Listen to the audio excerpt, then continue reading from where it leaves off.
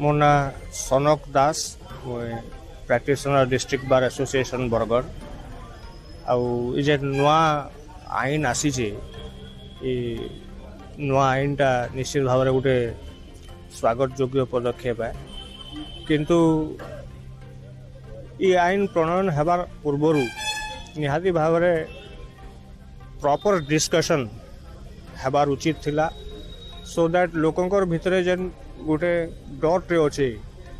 सेटा दूर होता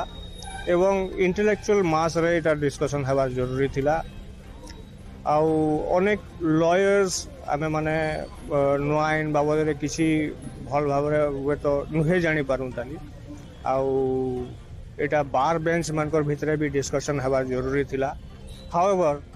ये आईन ठीक अच्छे कि भूल अच्छे काना अच्छे काना नहीं सेटा कोर्ट रो इंटरप्रिटेशन ऊपर रहला कोर्ट केनता इंटरप्रिट करूछन से आईन टाके सेथिर ऊपर रहला देखा जाऊ आके काना होउछ।